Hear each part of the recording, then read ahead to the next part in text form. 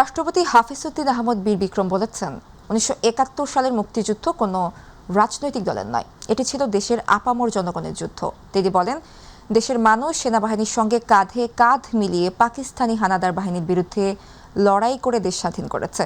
শুক্রবার Bangladesh liberation war course and liberation day উপলক্ষে আয়োজিত অনুষ্ঠানে তিনি বলেন, মুক্তিযুদ্ধের মূল স্বপ্ন ছিল একটি সুখী, সমৃদ্ধ ও গণতান্ত্রিক বাংলাদেশ প্রতিষ্ঠা করা। সরকার পরিবর্তন করা গেলেও গণতান্ত্রিক ব্যবস্থা ধ্বংস করা যাবে না। ভুল করলে সরকারকে সংশোধন করতে হবে এবং রাজনীতিবিদদেরও অনেক কিছু শেখার রয়েছে। তিনি আশা প্রকাশ করেন, বর্তমান ও পরবর্তী প্রজন্ম মুক্তিযুদ্ধের সেই স্বপ্ন বাস্তবায়ন করবে এবং দেশে আর কোনো স্বৈরশাসকের সৃষ্টি হবে না।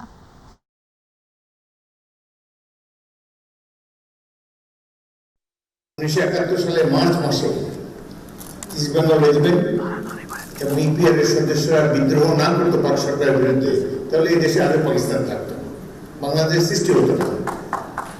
বাংলাদেশে আপনারা এই দেশের সাধারণ মানুষ সৃষ্টি করেছে। ইস্ট বেঙ্গল রেজিমেন্টের 5টি ব্যাটালিয়ন 5টি ক্যান্টনমেন্টে বিদ্রোহ করে প্রতিরোধ যুদ্ধে অবতীর্ণ হয়েছে। জুলাই গণ অভ্যুত্থানের 2 বছর পার হলেও আহতদের গ্যাজেট প্রকাশ না হওয়ায় ক্ষোভ প্রকাশ করেছেন জুলাই যোদ্ধারা। গ্যাজেট না হওয়ায় চিকিৎসক সহ নানা সরকারি সুবিধা থেকে বঞ্চিত হচ্ছেন তারা। এদিকে উপজেলা নির্বাহী অফিসার বলছেন, নতুন করে আহতদের তালিকা মুক্তিযোদ্ধা মন্ত্রণালয়ে পাঠানো হয়েছে, শীঘ্রই গ্যাজেট আকারে প্রকাশ হবে। প্রতিনিধি মাহবুবুল আলমের পাঠানো তথ্যচিত্রে বিস্তারিত জানাচ্ছেন জুবাইর রহমান। জুলাই গণ অভ্যুত্থানে রাজধানীর পাশের জেলা গাজীপুর ছিল অন্যতম সংঘর্ষপ্রবণ এলাকা। সরকার সমর্থক নেতাকর্মী ও আইনশৃঙ্খলা বাহিনীর সঙ্গে আন্দোলনকারীদের একাধিক রক্তক্ষয়ী সংঘর্ষ হয় জেলার বিভিন্ন স্থানে। এর মধ্যে সবচেয়ে বেশি প্রাণহানির ঘটনা ঘটে শ্রীপুর উপজেলার ঢাকা-ময়মনসিংহ মহাসড়কের মাওনা চৌরাস্তায়। সেখানে 17 জন আন্দোলনকারী ও পথচারী নিহত হন এবং গুলিবিদ্ধ সহ শতাধিক মানুষ আহত হন। এদিকে সরকারি গেজেটে এখন পর্যন্ত শ্রীপুরে আহতদের মধ্যে মাত্র 41 জনের নাম অন্তর্ভুক্ত হয়েছে বলে জানা গেছে। এতে আহতদের বড় একটি অংশ বাদ পড়েছে বলে অভিযোগ সংশ্লিষ্টদের। আমি রক্তাক্ত হয়ে গুলি খেয়ে রাস্তায় পড়েছিলাম, তারপরও যে আমাদের জুলাই যে গ্যাজেট স্বীকৃতি পাওয়ার কথা সেভাবে আমরা পাই নাই। আমরা যারা 3 আগস্ট আন্দোলনে আহত হয়েছে এখনো তারা গেজেটভুক্ত হয় নাই। নিহত পরিবার যারা আছে তারা সবাই কিছু না কিছু ক্ষতিপূরণ পাইছে, কিন্তু আহত যারা আছে তারা এখনো কোনো ক্ষতিপূরণ পায় না। যারা জুলাই আন্দোলন করেছে সত্যিকারে তাদেরকে খুঁজে বের করে তাদের আর্থিক সহযোগিতা অথবা তাদের চিকিৎসার সুব্যবস্থা করা আকুল আবেদন জানাচ্ছি। অভিযোগের বিষয়ে উপজেলা প্রশাসন জানিয়েছে, বাদ পড়া আহতদের তথ্য সংগ্রহ করে নতুন তালিকা প্রস্তুত করা হয়েছে। অনেক যুদ্ধাহত ছিল যারা আসলে গেজেট অন্তর্ভুক্ত হয়নি। সেই প্রেক্ষিতে 26 জনের একটা লিস্ট আমি জয়েন করার আগেই জেলায় পাঠানো হয়েছিল। তো এই বিষয়ে কিছুদিন আগে জেলায় একটি মিটিং হয়েছে ডিসি স্যারের সভাপতিত্বে। সেখানে জুলাই যুদ্ধের যারা প্রতিনিধি ছিলেন তারাও ছিলেন, প্রত্যেক উপজেলারই ছিলেন। সেখানে আমাদের শ্রীপুর উপজেলার 26 জনের একটা লিস্ট আগে থেকে পাঠানো ছিল, যেটা ওখানে আলোচনার প্রেক্ষিতে এটা মন্ত্রণালয়ে ফরওয়ার্ড করা হয়েছে এবং আমি আশা করি শীঘ্রই তারা সকলেই গেজেটভুক্ত হবে। জুলাই গণ অভ্যুত্থানের 2 বছর পরও গেজেটে নাম অন্তর্ভুক্তির অপেক্ষায় রয়েছেন শ্রীপুরের অনেক আহত জুলাই যোদ্ধা। দ্রুত যাচাই বাছাই শেষ করে প্রকৃত আহতদের তালিকা প্রকাশ এবং প্রাপ্য স্বীকৃতি ও সুযোগ সুবিধা নিশ্চিত করার দাবি তাদের। জুবাইর রহমান, মাইটিভি নিউজ।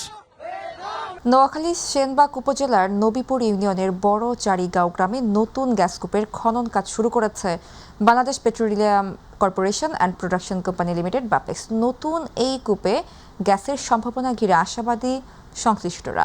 নোয়াখালী থেকে জেলা প্রতিনিধি ইউনুস শিকদার বাহারের প্রতিবেদন, জানাচ্ছেন আতিকুর রহমান তিতাস। নোয়াখালীর সেনবাগ উপজেলার নবীপুর ইউনিয়নের সুন্দরপুরে শুরু হয়েছে নতুন গ্যাসকূপ খনন প্রকল্পের কাজ। গত 28 জুলাই আনুষ্ঠানিকভাবে উদ্বোধনের পর বুধবার সকাল থেকে পুরোদমে চলছে কূপ খননের কার্যক্রম। প্রকল্পটি বাস্তবায়ন করছে বাপেক্স। প্রাথমিকভাবে মাটির প্রায় 1550 মিটার গভীর পর্যন্ত খননের লক্ষ্যমাত্রা নির্ধারণ করা হয়েছে। সংশ্লিষ্টরা জানিয়েছেন, প্রায় 45 দিনের মধ্যে খনন কাজ শেষ করার পরিকল্পনা রয়েছে। এরপর 15 দিন চলবে ড্রিম স্টেম টেস্ট DST পরীক্ষা। এই পরীক্ষা শেষে কূপটিতে থাকা গ্যাসের প্রকৃত মজুদের পরিমাণ নিশ্চিত হওয়া যাবে। এখানে আমরা 2 দিন আগে ড্রিলিংটা করছি, এখন আর 28 দিনের মতো কাজ চলবে, তারপর আমরা আসার ফল বলতে পারবো আর কি। গ্যাস ক্ষেত্রে আমরা দিন রাত 24 ঘন্টা কাজ করতেছি, প্রায় শতাধিক উপরে আমরা লোকজন আছি আমরা এখানে। এখন পর্যন্ত কূপটির সম্ভাবনা নিয়ে বিস্তারিত তথ্য জানায়নি কর্তৃপক্ষ। তবে নির্ধারিত সময়ের মধ্যে খনন কাজ শেষ করার লক্ষ্য নিয়ে এগিয়ে যাচ্ছে বাপেক্স। দৈনিক 7 মিলিয়ন গ্যাস যেটা আপনার জাতীয় গ্রিডে যুক্ত হবে। আমাদের প্রধান দাবি হচ্ছে, এই এলাকার মানুষের দাবি হচ্ছে আমাদের গ্যাস আমাদেরকে দিতে হবে, তারপর জাতীয় গ্রিডে যুক্ত হবে। নতুন গ্যাসকূপের খবর ছড়িয়ে পড়ায় জেলার বিভিন্ন এলাকা থেকে প্রতিদিন উৎসুক মানুষ ভিড় করছেন খনন এলাকা দেখতে। আতিকুর রহমান তিতাস, মাই টিভি। রাজবাড়ী গোয়ালন্দে ফ্যামিলি কার্ড শুমারির তথ্য ও সুপারভাইজার নিয়োগের মৌখিক পরীক্ষায় অনিয়ম ও স্বজনপ্রীতির অভিযোগ উঠেছে উপজেলা নির্বাহী কর্মকর্তার বিরুদ্ধে। ফলাফল বাতিল ও পুনরায় পরীক্ষা নেওয়ার দাবিতে ঝাড়ু ও জুতা মিছিল করেছেন পরীক্ষায় অংশ নেওয়া প্রার্থী এবং বিএনপি ও সহযোগী সংগঠনের নেতাকর্মীরা। এদিকে জেলা প্রশাসক বলছেন, অভিযোগ পেলে তদন্ত করে প্রয়োজনীয় ব্যবস্থা নেওয়া হবে। রাজবাড়ী প্রতিনিধি মবিন শেখের তথ্য ও ভিডিও চিত্রে শবনম অবনীর রিপোর্টে বিস্তারিত। রাজবাড়ীর গোয়ালন্দে বাসস্ট্যান্ড এলাকায় নিয়োগ পরীক্ষায় অনিয়ম ও স্বজনপ্রীতির অভিযোগে উপজেলা নির্বাহী কর্মকর্তা সাথী দাসের বিরুদ্ধে ঝাড়ু ও জুতা মিছিল করে পরীক্ষায় অংশগ্রহণকারী প্রার্থীরা। বিক্ষোভকারীদের অভিযোগ, গত 28 জুলাই অনুষ্ঠিত ফ্যামিলি কার্ড শুমারির তথ্য সংগ্রহকারী ও সুপারভাইজার নিয়োগের মৌখিক পরীক্ষায় নিয়োগ প্রক্রিয়ায় অনিয়ম, পক্ষপাতিত্ব ও স্বজনপ্রীতির মাধ্যমে ফলাফল তৈরি করা হয়েছে। আজকে মেধার মূল্যায়ন না করে তিনি ব্যক্তি মূল্যায়ন করেছেন।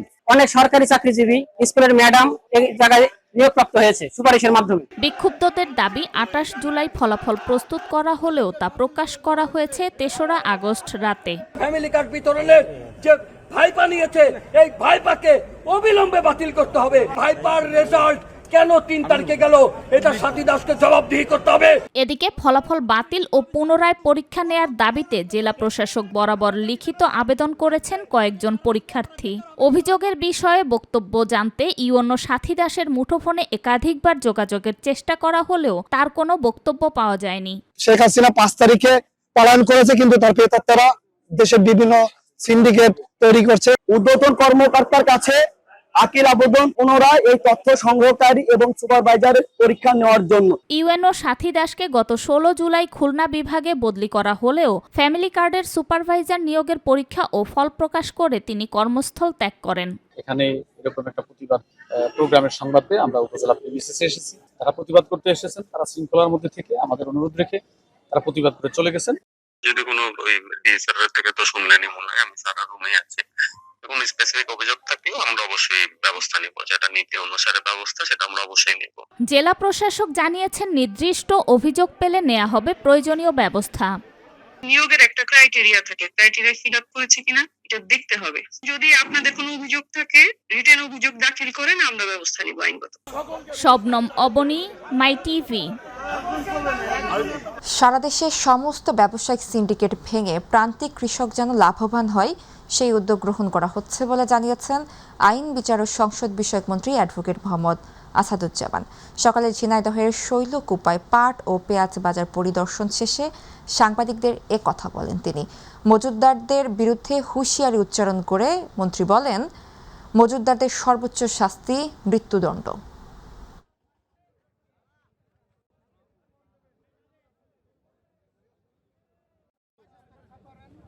কৃত্রিম সংকটে এক ধরনের ধরেন মজুতদারি, এই মজুতদারির বিরুদ্ধে আইন আছে এবং যারা মজুতদারি করে, আপনাদের অবগতির জন্য জানাচ্ছি, 1974 সালের বিশেষ ক্ষমতা আইন যেটা করে দিয়ে গেছে, সেখানে মজুতদারের সর্বোচ্চ শাস্তি মৃত্যুদণ্ড।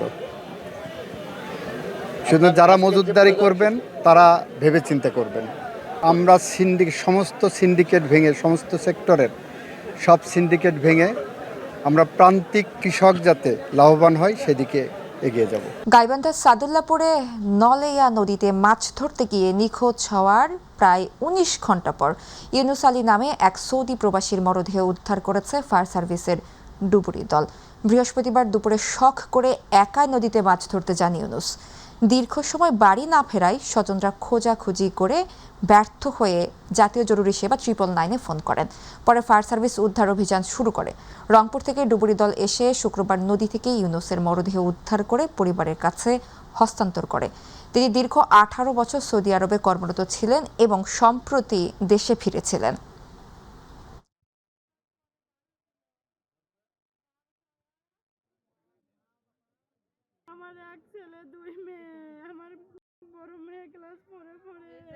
5:20 আমরা স্টেশন ত্যাগ করি। ঘটনাস্থলে পৌঁছার পরে আমরা রংপুর কন্ট্রোলকে জানার পরে ওরা ডুবুরি টিম পাঠাই দেয়। পারার পরে ওরা সকাল 7টার সময় আসি উপস্থিত হন। প্রধানমন্ত্রী তারেক রহমানের আগামী 9 আগস্ট চট্টগ্রামের হাটহাজারী সফর উপলক্ষে ফরহাদাবাদ ইউনিয়ন যুবদলের উদ্যোগে প্রস্তুতি সভা ও বর্ণাঢ্য আনন্দ মিছিল অনুষ্ঠিত হয়েছে। প্রস্তুতি সভায় সভাপতিত্ব করেন ফরহাদাবাদ ইউনিয়ন যুবদলের ভারপ্রাপ্ত আহ্বায়ক মোহাম্মদ হান্নান তালুকদার। এ সময় ফরহাদাবাদ ইউনিয়ন বিএনপির সিনিয়র নেতৃবৃন্দরা উপস্থিত থেকে সফল করতে নেতাকর্মীদের বিভিন্ন দিক নির্দেশনা দেন। পরে একটি বর্ণাঢ্য আনন্দ মিছিল ইউনিয়নের বিভিন্ন সড়ক প্রদক্ষিণ করে। বক্তারা গণতন্ত্র ও জনগণের অধিকার প্রতিষ্ঠায় দলীয় ঐক্য, শৃঙ্খলা ও সাংগঠনিক কার্যক্রম আরও জোরদারের আহ্বান জানান। নেতাকর্মীদের স্বতঃস্ফূর্ত অংশগ্রহণে উৎসবমুখর পরিবেশে কর্মসূচি শেষ হয়। চট্টগ্রাম পলিটেকনিক ইনস্টিটিউটের 2 কৃতি প্রকৌশলী গুরুত্বপূর্ণ 2টি প্রতিষ্ঠানের নেতৃত্বে আসীন হওয়ায় গুণীজন সংবর্ধনা অনুষ্ঠিত হয়েছে। অনুষ্ঠানে প্রধান অতিথির বক্তব্যে Chittagong city mayor doctor Shahadat Hossain বলেন, যোগ্য, দক্ষ ও সৎ প্রকৌশলীদের নেতৃত্বে উন্নয়নের নতুন দিগন্ত উন্মোচিত হবে। প্রকৌশলীরা শুধু অবকাঠামো নির্মাণ করেন না, তারা আধুনিক, নিরাপদ ও টেকসই নগর গড়ে তোলার কারিগর। অনুষ্ঠানে চট্টগ্রাম নগরের কর্তৃপক্ষের চেয়ারম্যান ইঞ্জিনিয়ার বেলায়েত হোসেন এবং চট্টগ্রাম ওয়াসার ব্যবস্থাপনা পরিচালক ইঞ্জিনিয়ার সেলিম মোহাম্মদ জানে আলমকে ফুলের শুভেচ্ছা সম্মাননা ক্রেস্ট ও উত্তরীয় প্রদান করা হয়। ইঞ্জিনিয়ার হেলাল উদ্দিন আহমেদের সভাপতিত্বে অনুষ্ঠানে প্রধান বক্তা ছিলেন চট্টগ্রাম 10 আসনের সংসদ সদস্য সাইদ আল দোমান। এ সময় উপস্থিত ছিলেন পলিটেকনিক ইনস্টিটিউটের অধ্যক্ষ ইঞ্জিনিয়ার জাবেদ ইকবাল সহ সংশ্লিষ্টরা। জুলাই গণঅভ্যুত্থানের ইতিহাস, আত্মত্যাগ ও চেতনা নতুন প্রজন্মের মাঝে ছড়িয়ে দিতে চট্টগ্রাম প্রেস ক্লাবের ইঞ্জিনিয়ার আব্দুল খালেক মিলনায়তন অনুষ্ঠিত হয়েছে জুলাই এক্সিবিশন, জুলাই স্মৃতিলিখন ও জুলাই ভিডিওগ্রাফি প্রতিযোগিতার পুরস্কার বিতরণী অনুষ্ঠান। জুলাই ঐক্য চট্টগ্রামের উদ্যোগে আয়োজিত অনুষ্ঠানের উদ্বোধন করেন সংগঠনের সমন্বয়কারী আবরার হাসান রিয়াদ। চট্টগ্রাম প্রেস ক্লাবের সভাপতি জাহিদুল করিম কোচির সভাপতিত্বে এতে প্রধান অতিথি ছিলেন চট্টগ্রাম 15 আসনের সংসদ সদস্য শাহজাহান চৌধুরী। বিশেষ অতিথি ছিলেন চট্টগ্রাম 16 আসনের সংসদ সদস্য জহিরুল ইসলাম, বাংলাদেশ শ্রমিক কল্যাণ ফেডারেশনের কেন্দ্রীয় সহ সাধারণ সম্পাদক ও চট্টগ্রাম মহানগর সভাপতি SM লুৎফুর রহমান সহ বিভিন্ন শ্রেণী পেশার প্রতিনিধিরা।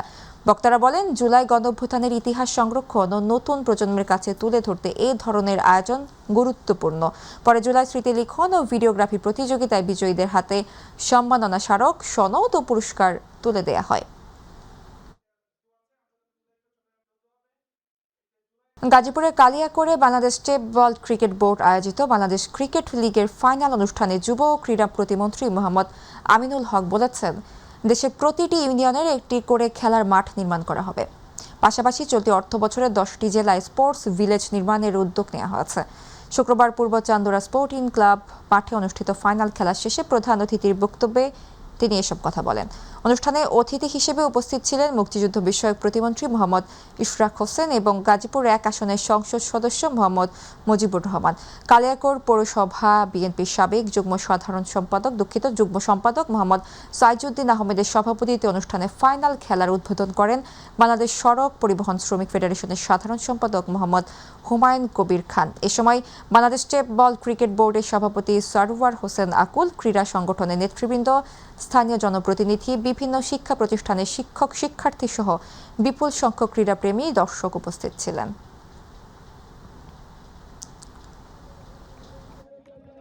টেপ বল যে টুর্নামেন্টে আজকে আমি দেখলাম, আমি সত্যি অভিভূত এবং আমি মনে করি এটিকে যদি আমরা সরকারিভাবে স্বীকৃতি দিই তাহলে আমাদের যে সারা বাংলাদেশ থেকে অলরেডি 2000 যে টেপ বল খেলোয়াড়রা এখানে অংশগ্রহণ করেছে সেটিকে আরও বড় আকারে আমরা কিভাবে জাতীয় পর্যায়ে এবং আন্তর্জাতিক পর্যায়ে এই ধরনের টুর্নামেন্ট আয়োজন করা যায় কিনা সেটির সুযোগ রয়েছে। আমাদের বর্তমান যারা আছে FMC, আমাদের A+ এর সাথে আগামীতে আমাদের সাথে আরও যুক্ত হতে যাচ্ছে।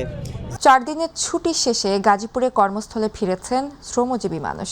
এ কারণে গাজীপুরের ঢাকা-টাঙ্গাইল মহাসড়কে চন্দ্রায় সকাল থেকেই যানবাহনের চাপ বেড়েছে, তবে কোথাও কোনো যানজট নেই। মহাসড়ক পরিস্থিতি স্বাভাবিক আছে। চলমান গ্যাস সংকট সামনে রেখে গেল 5 আগস্ট জুলাই গণঅভ্যুত্থান দিবসের একদিনের ছুটির সাথে মিলিয়ে গাজীপুরের 20 ভাগ কারখানায় 3 দিনের ঐচ্ছিক ছুটি ঘোষণা করা হয়। ছুটি কাটাতে কয়েক লাখ শ্রমিক উত্তরবঙ্গ সহ দেশের বিভিন্ন এলাকায় নিজ বাড়িতে যায়। আগামীকাল এসব পোশাক কারখানাগুলো খুলবে, যে কারণে আজ সকাল থেকে বিপুল সংখ্যক শ্রমিক রাজধানী ঢাকা ও গাজীপুরের কর্মস্থলে ফিরতে শুরু করেছেন। এতে মহাসড়কে যানবাহনের চাপ বেড়েছে, তবে কোথাও কোনো যানজট পরিস্থিতি তৈরি হয়নি। মহাসড়ক দিয়ে নির্বিঘ্নে ফিরতে পেরেছেন বলে জানায় শ্রমিকেরা। মহাসড়কের নিরাপত্তা রক্ষায় আইনশৃঙ্খলা রক্ষাকারী বাহিনীর সদস্যরা কাজ করছেন।